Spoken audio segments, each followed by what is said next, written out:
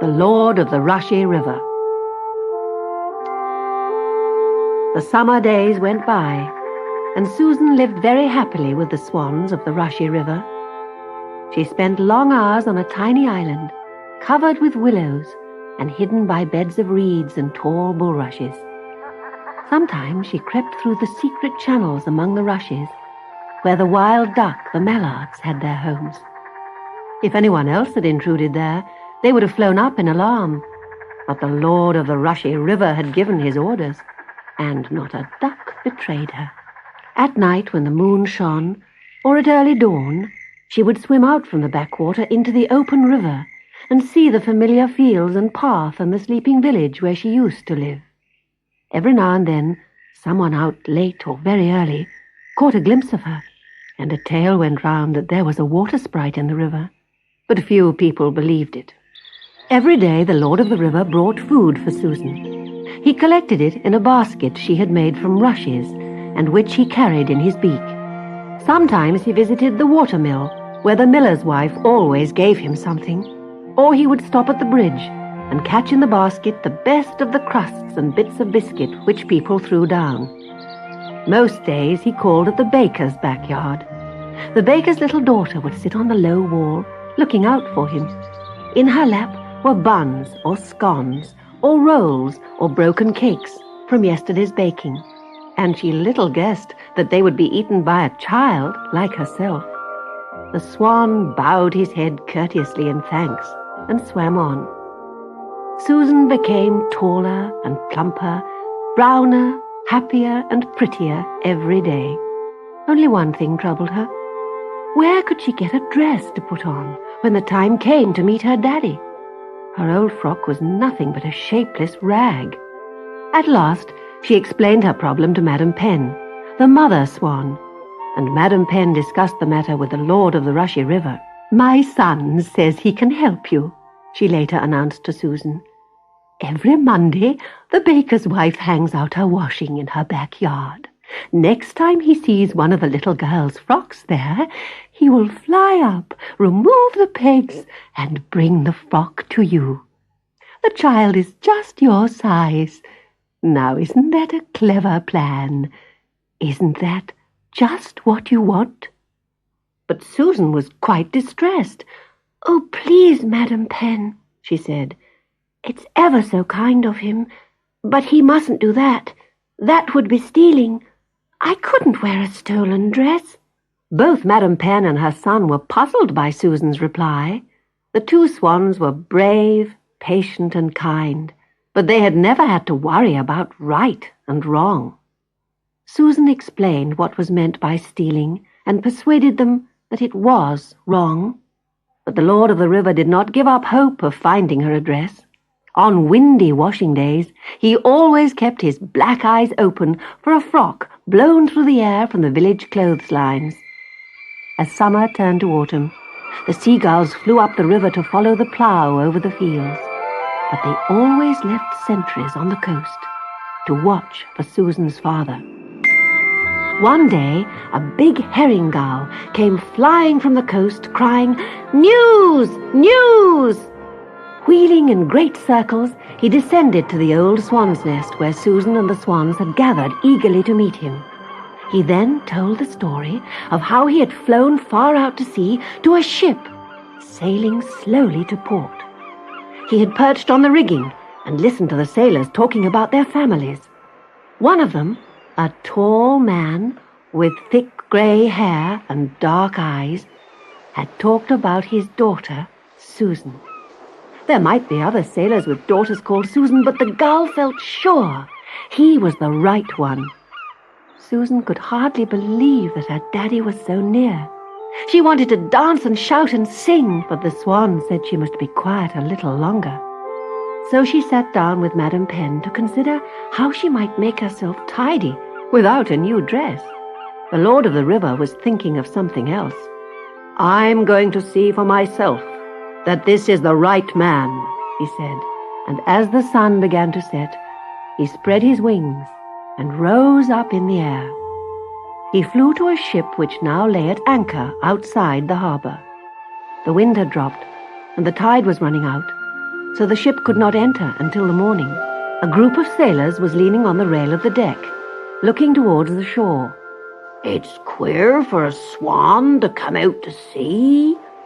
I wonder what he wants," said one, as he watched the proud bird land on the water and swim slowly round the ship. "Why, I'm sure it's John's swan," said a tall, grey-haired man. "I looked after him when he was a cygnet with a broken leg. Perhaps he's come all the way from Rushie banks to welcome me home." The men all smiled, and then turned to sorting and packing the treasures they were taking home for their families: beads, shells, silk shawls, and handkerchiefs. The grey-haired man shook out a beautifully embroidered garment which he had brought on deck. It was creased from having lain folded in his locker for many months. "What's that, Jim?" asked one of his mates. "My word, it looks like a present for a princess." "It was made for a princess, but she decided she didn't want it the moment it was finished. I bought it in a Persian market from a poor woman who had spent months working on it. I probably paid too much, but I felt sorry for the woman, and I was sure my little girl would look bonny in it. I'm going to hang it up now to shake out all the creases." He hung it over the rail and stood admiring it. And indeed it was a wonderful sight as the setting sun lit up its glowing colours. Around the hem was embroidered a border of leaves and flowers of every lovely hue. All over the dress butterflies and little birds and falling blossoms were worked with delicate skill, except where, on the breast, was a great golden sun with long rays that went glinting down between the birds and flowers. The oldest sailor, a little wrinkled man, looked closely at the dress. "That's fairy stitchery," he said. "I've seen many an embroidered garment around the world, and you mark my words, Jim, it will bring you luck. She was a fairy and no mortal woman who sold you this." Suddenly, as he spoke, there was a loud swish, swish of wings. The swan had risen from the sea and was circling above the ship. At the same moment, a breeze sprang up, caught the wonderful dress, and wafted it into the air. The men sprang after it, but the swan was quicker. He swooped down, seized it, and carried it away. He grew smaller and smaller in the distance, and the sailor could only stand gazing helplessly. Then he turned with a sigh to his bundle.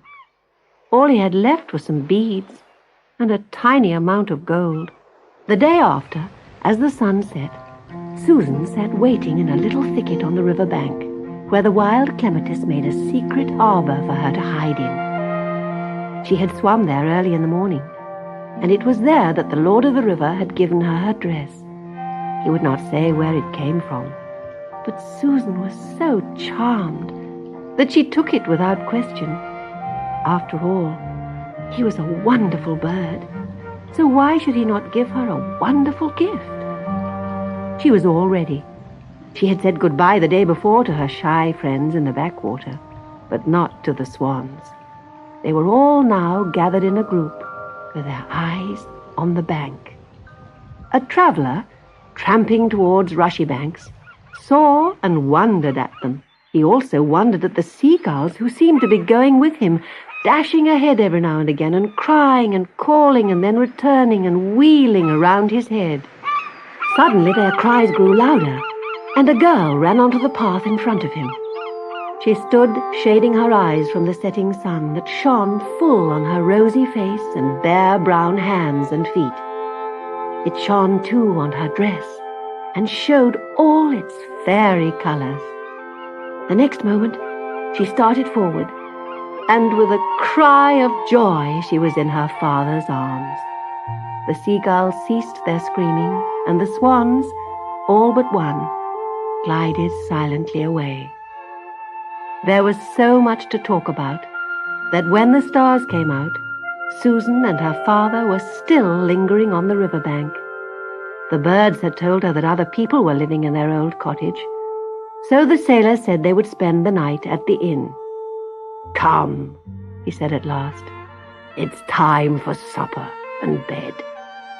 But as they turned to go, she gave a last look at the river and saw her faithful friend waiting near on the dark water. "Oh, Daddy," she said, "here is the Lord of the Rushie River. He never said good night to him." The sailor took off his cap. "My lord," he said, "I'm a plain man, and John Swan was the name I gave you when we met before, not knowing your title. But whatever I call you, I thank you, sir, with all my heart, for your care of my little girl." Well satisfied, the Lord of the Rushie River bowed his head, then sailed majestically home. Susan and her father went to the inn, but they did not have to stay there many days. At that very time, the old ferryman gave up his job, and the sailor took it over. The little cottage by the ferry, a mile down the Rushie River, just suited him and Susan. In the years that followed, he never tired of telling how all his happiness was due to John Swan, the Lord of the Rushie River. And John Swan visited the ferryman and his daughter every day and felt proud of his share in their story.